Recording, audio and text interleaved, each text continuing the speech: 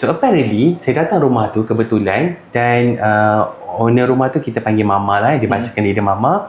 Dia kata, Syed ni, I think it was like 11:50, 11:30 at night datang tu sebab dapat call apa semua, jumpa. Syed, Mama nak cerita ni, Mama sebenarnya perlukan katil baru, perlukan almari untuk adik-adik, rasa dalam tu lebih kurang dalam 15 macam tu. Sebab kalau tak adik-adik ni akan dibawa keluar, Mama tak sanggup kehilangan mereka, Mama sayang anak, macam anak-anak Mama. Okay, saya pun cakap dengan Mama, saya sebenarnya baru je ni jadi NGO baru ni, maksudnya kita bangunkan NGO sendiri kan. Saya kata dalam hati tak tahulah Mama, tapi kita cuba share, tengok ada tak orang apa ni nak bantu. Contoh, but at that particular time I did not hope anything. I just macam giving hope to her, which is wrong. Tapi at that time yang saya hanya tahu, okay, mari kita cuba kita doakan Allah banyak-banyak lah, tengok dia dapat ke tak. But throughout the journey, daripada Rawang nak balik, waktu tu saya tinggal kat Selayang, nak balik rumah family, saya macam I have a doubt, lot of doubt. Saya kata, aku dah tak dikenali, tak ada siapa tahu yang aku ni buat NGO, right? And maybe orang tahu saya pernah buat NGO dengan previous NGO, tetapi at that time saya dah berhenti dah pun, saya dah buat NGO baru. So people did not know me, because biasanya NGO ni dia ada dia punya branding, tetapi at that time selepas saya berhenti, I did not have the persona as an activist, right? But throughout the journey, saya gerak tu dalam pukul 12, I receive a text. Dia cakap, saya, sebab I dah post lah waktu tu kan, lepas dia cakap tu, sebelum drive kereta, saya post dekat FB. Then this particular person texted me, dia cakap, saya boleh bagi 10,000 tu. Was 10,000, I don't have that money. 10,000, tetapi saya yang uruskan. Maknanya transfer to our NGO dan kita terus uruskan, tak nak ke rumah tersebut, to make sure, dia nak bagi puas hati diri dia, to make sure that semuanya berjalan dengan lancar.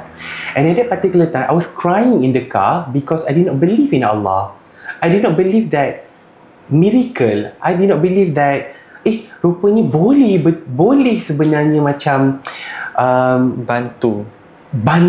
Boleh rupanya Allah nak sekelip mata je Allah nak bagi duit. Which is I did not know them. Saya tak tahu siapa penderma tu. Right? So from that moving onward, saya jadi macam dalam kesukarelawanan ni banyak keajaiban.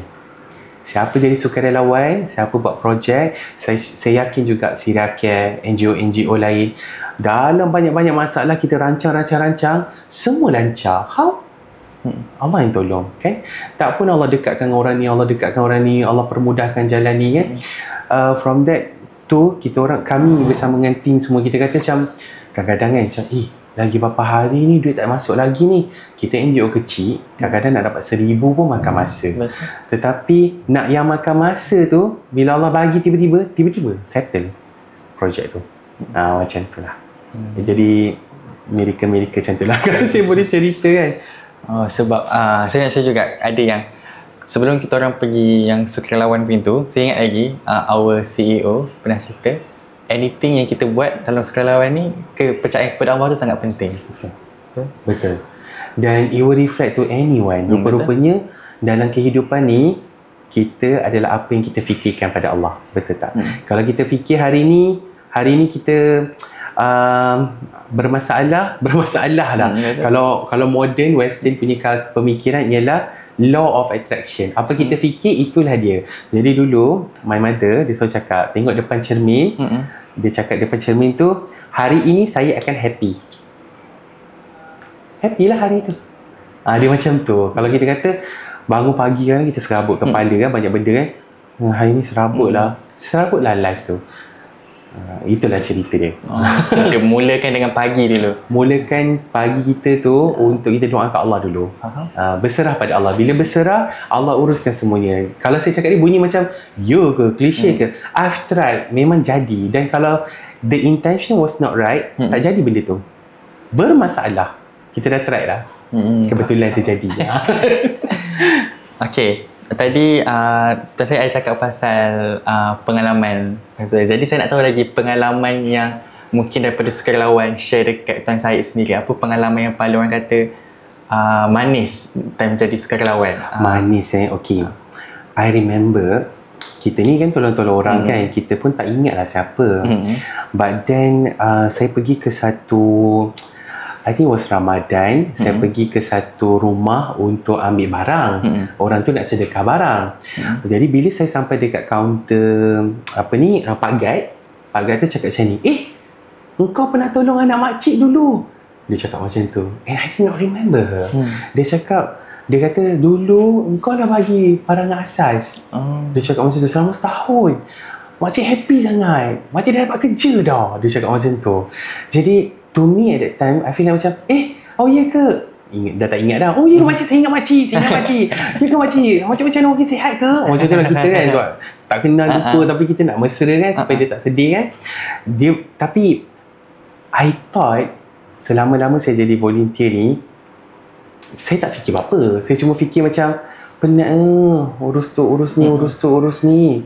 Rupa-rupanya Allah nak bagi tahu, okey je ni aku nak bagi kau happy sikit. Rupanya orang nak cakap terima kasih. Sebab dalam volunteer kita sebagai buat dalam lapangan ni, we never hope, kita tak pernah fikir ada orang untuk menghargai kita, okay? Tapi bila ada orang hargai, we feel like macam, aku di landasan yang betul, right? Sebab ramai kawan-kawan aktivis NGO apa semua sebenarnya, maaf cakap, burnout. Sebenarnya jadi buat kerja NGO ni bukan satu kerja yang macam ingat happy-happy je. Siapa duduk dalam pengurusan memang akan pecah kepala to make sure that everything work smooth, proaktif, efficient dan juga kemas, control kan, with control measure. Sebab kita jadi NGO, kita again macam saya kata, buat NGO, buat projek-projek kesukarelawanan ni, kebajikan, dia bukan main suka-suka buat. Kita rancang ramai-ramai dengan satu tim. Ni macam mana, kalau ada orang tua, kena ada kerusi. Kalau ada OKU, siapa wakil yang boleh cakap dengan OKU. Kalau handle orang buta, siapa yang kita kena ada training untuk orang buta ni.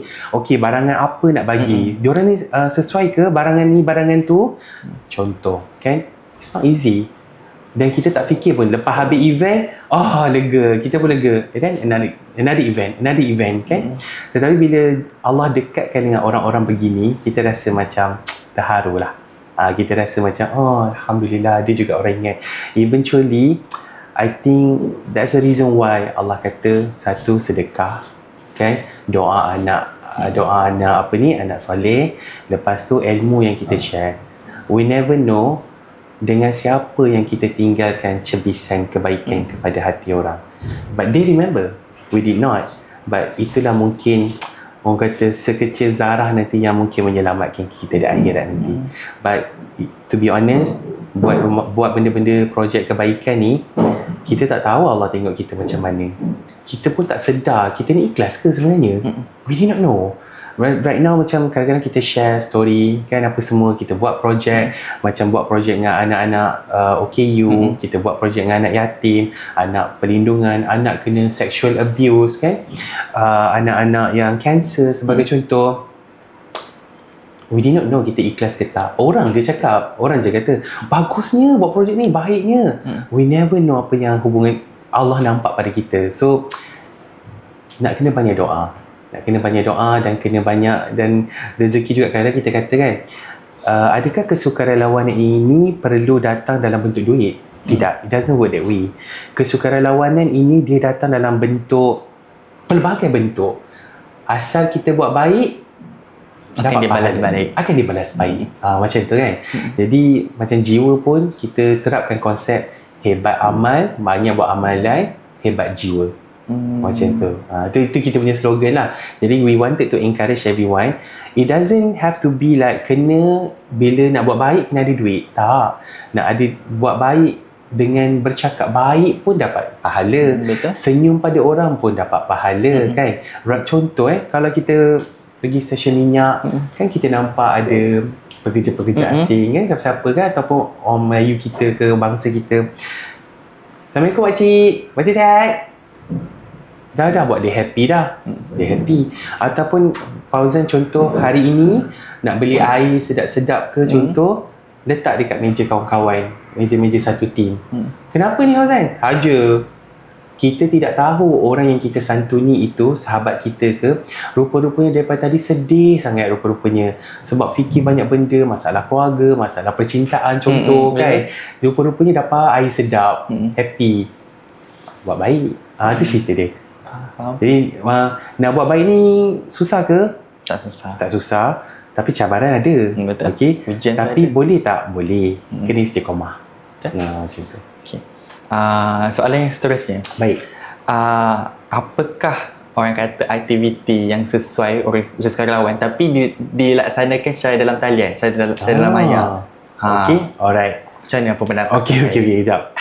Ni berlaku waktu pandemik dulu lah kan. Tapi tak apalah, waktu pandemik kita buat rentetan sampai sekarang There's a lot of technology right now when it comes to like zaman sekarang lah Saya lihat bila kita bercakap untuk let's talk about NGO first lah NGO, kita melihat banyak sukarelawan yang kita ada dan juga penderma-penderma bunyi macam klise tetapi bila dia share dalam WhatsApp, share dekat social media apa yang orang bantu. Contoh sahabat-sahabat kita yang pergi Palestin belayar kan, flotilla semua apa semua tu kan, bila orang banyak share, itulah bantuan yang dia buat.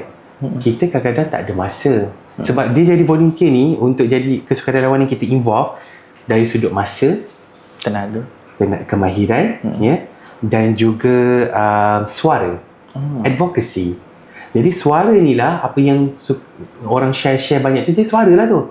Sukarelawan dah kan. Tetapi ada juga yang berkemahiran, boleh buat video-video pula dekat social media kan. Dia guna Canva ke, buat poster apa semua, nak bagi tahu kat mana lokasi orang ni, ataupun rumah kebajikan ni sangat memerlukan adik-adik ni barang asas contoh, ataupun pakaian sekolah, ataupun kadang-kadang adik-adik ni banyak orang nak bantu bagi barang asas makanan apa semua, terlupa pula pencuci muka, shampoo pun lupa. Jadi bila kita buat poster share, that is technology. Mana boleh je guna tu. But if we wanted to talk about project atau program melalui konsep teknologi, dulu waktu pandemik banyak. Waktu tu kita buat kursus bahasa isyarat secara online kan. Sekarang ni kita tengok podcast kan, podcast pun YouTube ataupun video apa semua, teknologi. Betul. Dan bila sekarang ni yang terbaru adalah despite of AI, virtual reality.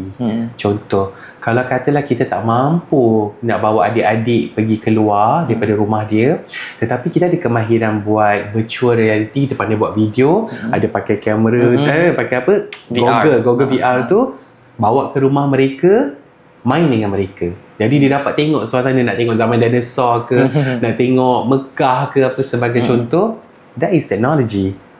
So I think moving forward, sukarelawan katalah bila cakap tak ada duit, tak ada dana apa semua kan, tak apa je, siswa-siswi tu saya selalu cakap, kalau tak nak jadi sukarelawan tak perlu ada duit pun tak apa, datang ke rumah kebajikan, menyantuni adik-adik ni dia tak ada abang dan kakak, kalau dia ada pun among them. Tetapi bila ada stranger, orang luar, they feel better. Maknanya aku dilihat, ada orang tengok aku, dia ingat kan tak ada orang care about them. Ada, ramai je care. Itu satu, itu cara. Dan kedua, jadi volunteer ni katalah despite of technology kan, contoh saya ni cakap general lah, community. Apabila kita pergi travel luar negara, travel mana-mana, cuba cari satu rumah kebajikan.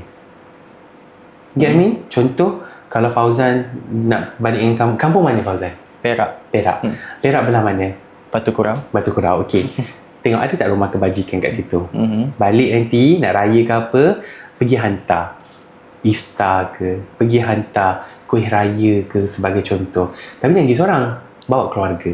Jadi maknanya rupa-rupanya nak bercuti kat Langkawi ke, nak bercuti dekat Terengganu ke, nak cuti dekat luar negara pun, let's terapkan at least ada satu hari ada projek kesukarelawanan.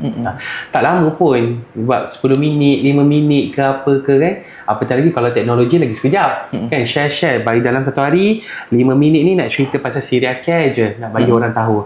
Nak cerita pasal jiwa je, bagi orang tahu. Diorang ada projek ni tengah nak buka sekolah. Saja nak bagi tahu ada buka sekolah. Dekat Sabah, insyaAllah. Jadi siapa nak bantu? Okey, jom bantu. Serial care winter mission kan? Ada winter mission kan? Okey, jom bantu serial care. Nak betul apa? Humam NGO Humam. lagi Human Relief. Relief. Ada projek dekat Malaysia ataupun Uganda saya dengar Okay, share. Kita sebagai community. So, we wanted to advocate our volunteers. So, because of that, we will have a better engagement. From technology punya side lah. Kan? Tapi benda ni nak kena istiqomah, konsisten. Betul. Kalau daripada segi individunya macam mana? Just share je. Kalau individu, as much as we can, kita become, dia panggil, saya kan kalau dengan tim-tim sukarelawan, saya panggil dia orang duta kecil. Sukarelawan kita adalah duta. Penderma kita adalah duta. Mereka inilah yang menjadi penyumbang. NGO kita menjadi bualan. Mulut ke mulut. Contoh. Itu yang kena jadi baik. Nanti orang tak suka kita buat jahat. Contoh kan. Jadi personality kena betul. Saya selalu cakap sukarelawan kita kan. Saya kata kan, kita ni selebriti. Kita anggap diri kita selebriti. Duta kecil kan. Jadi bila kita bawa diri kita sebagai ada persona dekat social media kita pun kita share. Saya baru je lepas jadi sukarelawan Syria Care ataupun Humam ataupun Jiwa ataupun NGO-NGO lain. Apabila dia introduce diri dia sebagai volunteer, lepas ni orang akan tanya, kat sana buat apa, nak ikut? Satu, diorang ada projek apa lah, tak dapat ikut lah, tapi derma boleh ikut. Dua, kan, kalau mak-mak kita kan, kita dalam family, Assalamualaikum, nak bantu rumah anak ni sebab dia dah tahu dah kita jadi volunteer kan. Sebab NGO ni perlukan donation dalam 1,000 ni, ada tak dalam keluarga kita tolong? Kumpul kita bagilah kat dia orang, saya turun, saya jadi wakil. Contoh Fauzan jadi wakil untuk NGO tu from technology as a person. Sebab ada tadi apa tu dan saya cakap pasal sukarelawan daripada kami Syarikat. Jadi saya nak ambil kesempatan juga untuk berterima kasih juga kepada sukarelawan kami yang telah bertukar-lumus time program Warm the Winter, pengumpulan musim sejuk, baju musim sejuk untuk kita hantar kepada Syria, yang mana sukarelawan tu sebenarnya melibatkan kepada IPTA, IPTS dan institusi organisasi kecil-kecil. Kita panggil orang untuk bantu kat kita punya program. Dan kat situ sebenarnya saya dapat tengok bukan kawan-kawan saya kan, IPTA, IPTS semua, kebanyakan mereka rasa happy buat benda tu. Sebab bila kita tahu, bila kita beritahu yang barangan yang diorang bantu ni, diorang akan, barang ni kita akan hantar kat Syria. So diorang lagi macam semangat dan lagi happy sebenarnya nak bantu. Betul. Yelah, kita nak pergi sana tak mampu. Betul kan? Rezeki sukarelawan ni pergi pun sebab bekerja dalam NGO kan. Betul. Tapi kalau dia mampu, baru dapat bayar. Betul tak kan? Maknanya kat sini apa? Sesuai lah dengan dia punya tema tahun ni kan. Hari kesukarelawanan, Every contribution matter. Every contribution matter. Maknanya apa sahaja kita buat matter. Betul. Dulu kan ada satu teori saya saja cerita. Dia panggil the drop in the ocean. Ada satu sindrom. Sindrom ni di mana aku tak mampu pun nak bantu. Kalau aku bantu satu pun bukannya akan merubah pun kehidupan dia. Betul. Kalau aku tak boykot makanan-makanan ni, bukannya berubah apa masalah diorang pun. Diorang sama je kena macam tu macam ni. Contoh. But sebenarnya every contribution matter. Apa saja kita buat. Saya ambil contoh satu cerita. Dulu waktu saya kerja dekat corporate dulu, ada our boss ni, dia suka share tentang starfish. Okay, apa starfish bahasa Melayu? Tapak Sulaiman. Saya cakap Patrick tadi. Patrick. Patrick betul juga. Okay, dia cerita dia. This is a story lah. It's a story. Whether it's true or not, insyaAllah dia akan bagi apa orang kata motivasi lah, inspiring story. Ada seorang kanak-kanak dekat pantai. Dari jauh ada seorang pakcik tengok. Pakcik ni curious. Dia buat ni Rupanya dia ambil tapak Sulaiman dekat pesisir pantai, baling ke laut. Ambil satu, baling ke laut. Ambil satu, baling ke laut. Well, pakcik tu macam, apa buat? Dia mendekati adik tu, dia katanya, apa yang adik buat ni? Buang masa. Buang masa sebab kalau tak dalam air pun dia boleh hidup juga. Kalau dalam air pun dia boleh hidup juga. Dia nak dah sampai sini, biarlah. Dah lah beratus-ratus ni starfish dekat tepi pesisiran ni. Nak baling buat apa? Buang masa. Okay, right. So adik tu cakap, sekurang-kurangnya saya merubah hidup satu tapak Sulaiman. Right. So nak refleksi kepada kehidupan kita. Jangan takut nak buat baik, jangan rasa kalau buat pun macam sikit je, buat je. Because we did not know that ia mampu merubah hidup seseorang. We never know. Kalau tak dalam masa awal, satu hari nanti dia akan berubah hidup dia. So kena jadi sukarelawan seronok. Yang paling penting buat baik. Buat baik. Betul. Sebab kan bila kita tak tahu, bila kita tolong seorang tu, orang tu yang akan ingatkan, orang tu yang akan ingatkan kita nanti. Betul. Kan selalu tengok TV kan, atau iklan-iklan kan, iklan Thailand, iklan Malaysia kan, dia kata dulu ada satu video saya tengok, diorang ni susah. Jadi family ni datanglah ambil makanan, bapak dia tolong. So rupa-rupanya akhirnya budak tu jadi doktor bila bapak dia sakit. So dia bayarkan semua bil-bil. Nak jadi ceritanya, rupanya lepas buat baik kat anak ni bertahun-tahun dia balas balik budi. Itu cerita dia. Betul. Okey, soalan yang saya fikir seterusnya lah kan, boleh sila. Masih steady? Okey. Apakah cara terbaik untuk orang kata mengirim masa antara komitmen daripada yang orang kata contoh kalau student kan, dan orang-orang yang nak volunteer, dia bekerja dan belajar dengan nak sekali dengan sukarelawan, macam nak join program sukarelawan. Faham. Okey. Cabaran juga sebenarnya. Betul. Cabaran juga sebab kerja dah lah penat kan. Lepas tu nak jadi volunteer juga. Tetapi sebenarnya saya tengok rata-rata volunteer yang datang semua dah bekerja. Dan nampak mereka lebih happy. Satu, dan nampak mereka ni pandai curi masa untuk berbuat baik jadi volunteer, sama ada weekend ke atau malam. Kadang-kadang kita tak tahu kalau Fauzan ada rezeki pergi kat Jalan Tar ke dekat KL apa semua, ramai je volunteer yang bagi makan gelandangan lah, ada yang buat kelas mengaji dengan anak coket, ada yang buat tuition dengan anak-anak terbiar kat situ kan, yang harus dilindung kan. Maknanya boleh. Satu. Tapi katalah macam tak ada juga masa ni kan. 5 minit share NGO punya projek. Tak ada masalah. Kita tak tahu siapa derma pun, tak kisahlah. Share je sebanyak yang boleh. 5 minit je. Kalau tak, kita tengok TikTok juga kan. Jadi ini TikTok ataupun pelaburan masa dengan kongsi hebahan. Mungkin orang kata repost, retweet kan. Betul. Dia become macam kes yang berlaku dekat Palestin apa semua kan. Break the silence, break the siege kan. Because kita berjaya, Malaysia berjaya untuk menjadi satu suara perkongsian atas perkongsian melalui teknologi. Betul. Tadi dah cakap pasal cabaran. Okey, apa yang Tuan Syed sendiri alami cabaran yang time masa sukarelawan, dan macam Tuan Syed handle cabaran tu? Faham. Maknanya cabaran waktu jadi sukarelawan, waktu macam mana saya handle? Serabut wak. Dia macam ni, saya ada satu kisah. Back then 2016. Waktu tu kita buat satu projek. Projek tu menyantuni lah dalam 100 orang asnaf macam tu. Jadi one of the project tu, kita selama 9 bulan, setiap bulan bagi barang asas, tapi kita pun tak naklah macam bagi balik kan. Dan kita pun sesuaikan dengan program. Kebetulan waktu tu Ramadan, jadi kita buat kacau dodol.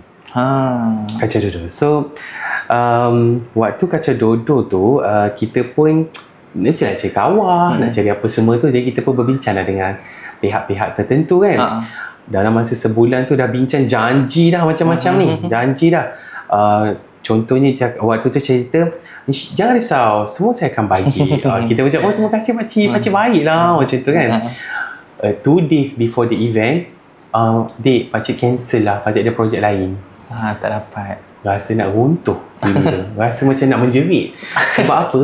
Dalam kepala saya, it's not about the project. It's about kita nak bagi kepada asnaf ni. Asnaf ni dah tunggu nak join sama-sama, nak datang rewang, nak masak lah, nak buat waktu tu apa, sahur, nak gotong royong, masak dodol kan.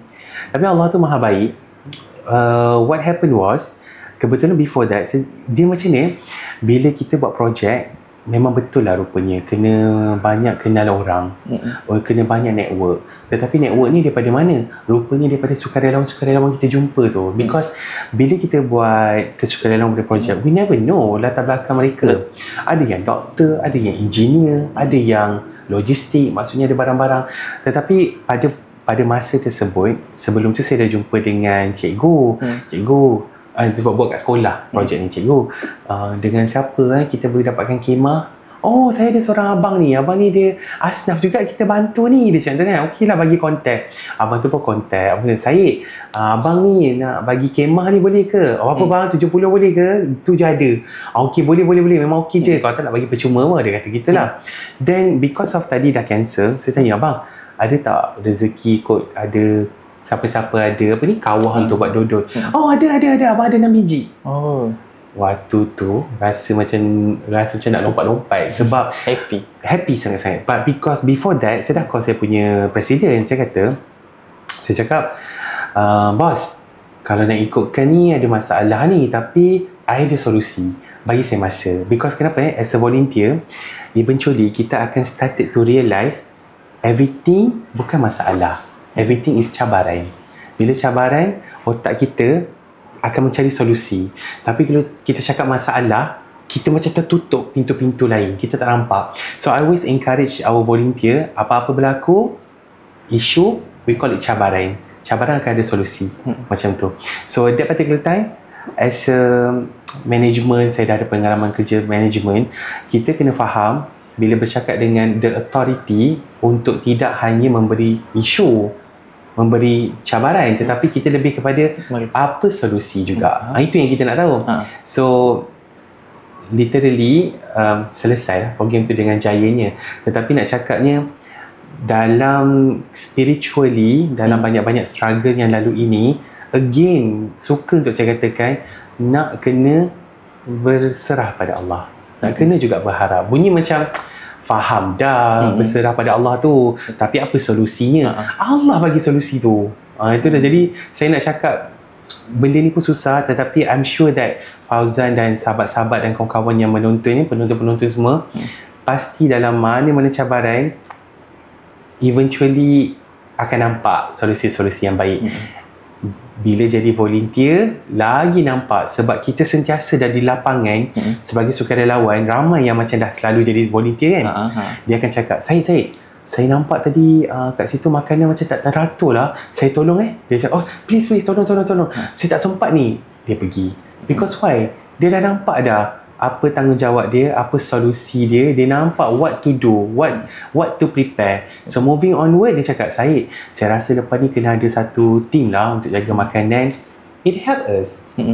Macam tu kan. Dan because of that, we learn from day one sampai sekarang, ni kena jaga, tu kena jaga, ni kena ada orang.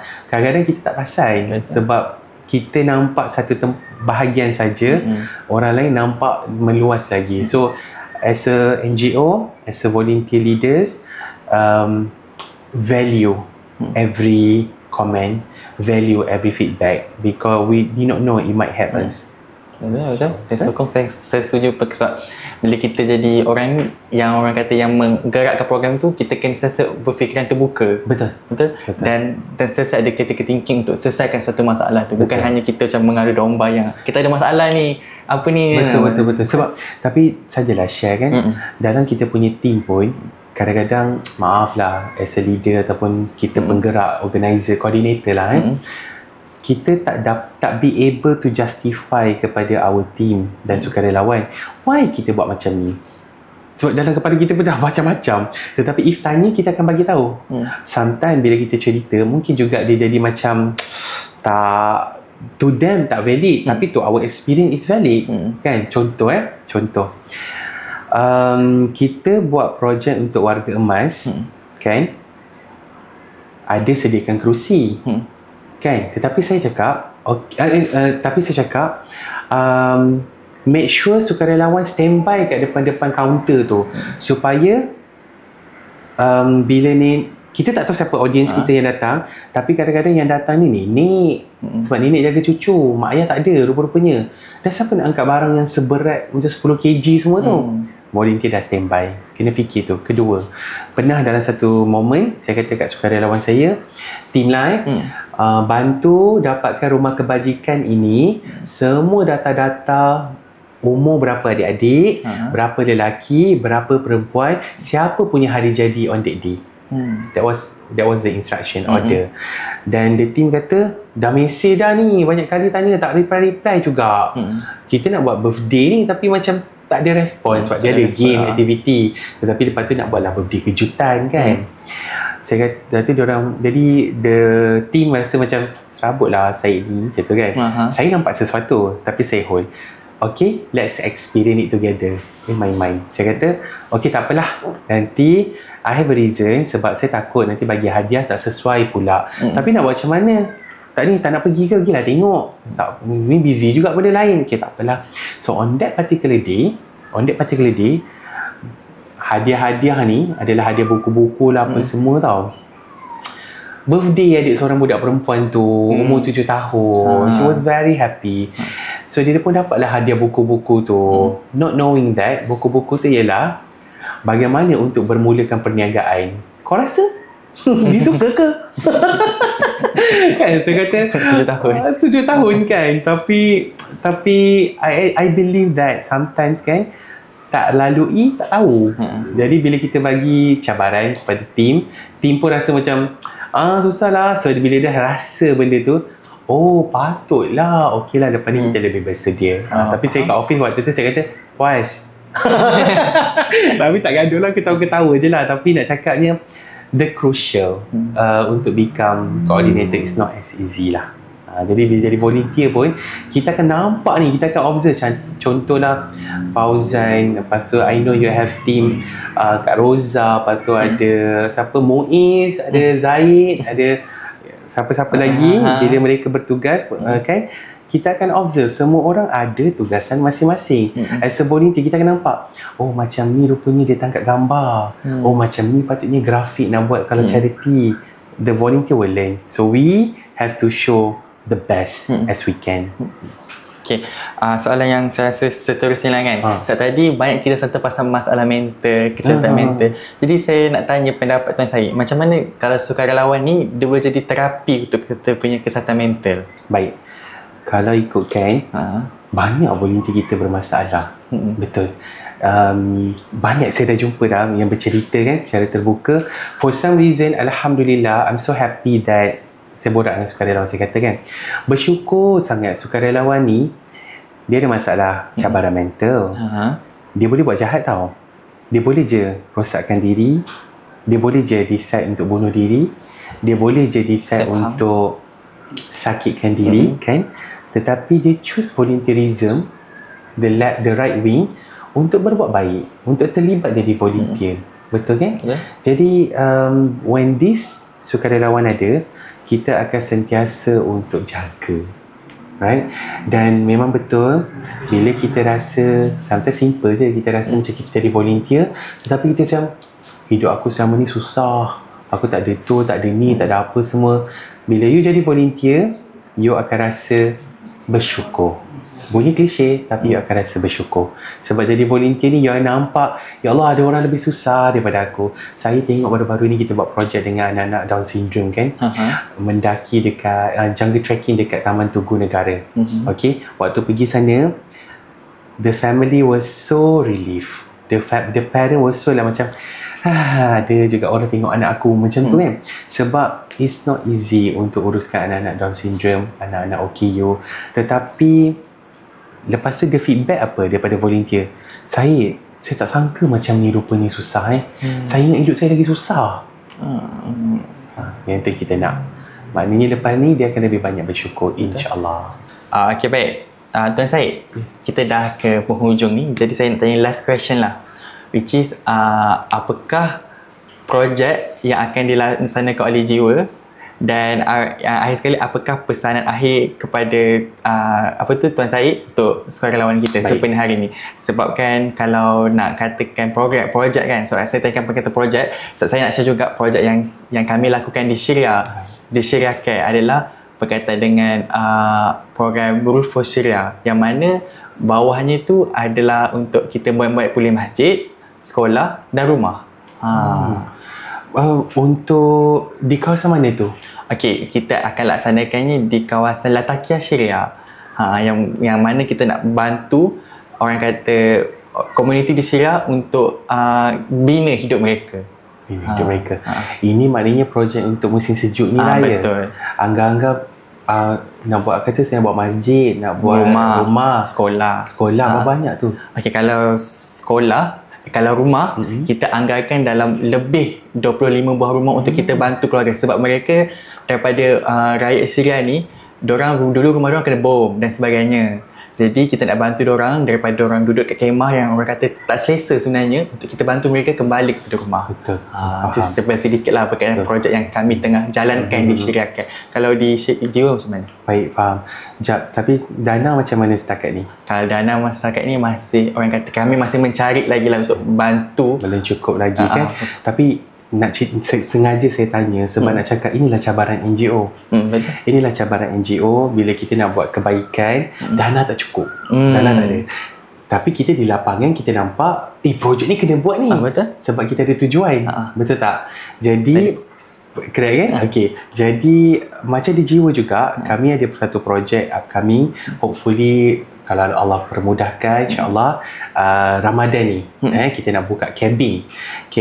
Kita kolaborasi bersama dengan 3 NGO lain juga.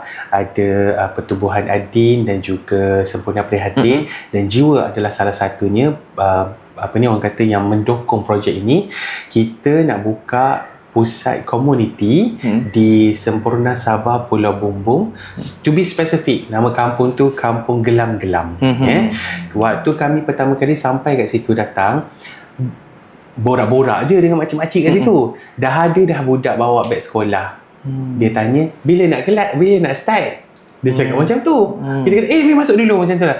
Rupa-rupanya komuniti ni kita kena ambil faham mereka ada keluarga asnaf satu, dan juga di kawasan tersebut juga ada juga anak-anak yang tiada kewarganegaraan kan.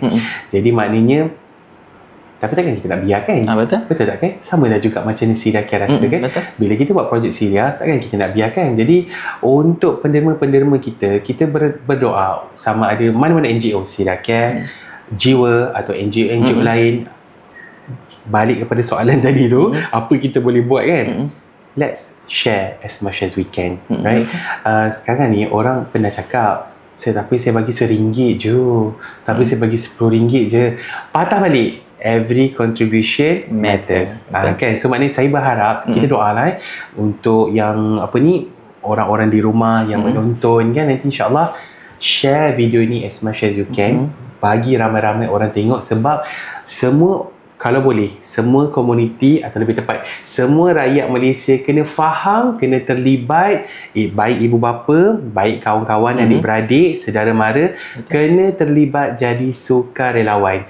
Kalau perlu ke ada NGO untuk buat? Tak ada pun tak apa. Buat dalam kapasiti keluarga. Tapi tak ada idea, Google. Tak ada idea, call NGO lain. Kita bantu uruskan. Kan? Duit ada, tapi macam tak tahu nak salur mana. Nak bantu orang Syria, salur kepada Syria kan? Nak bantu orang di Malaysia sebagai contoh, nak bantu orang di Sabah sebagai contoh kan? Pergi ke Jiwa.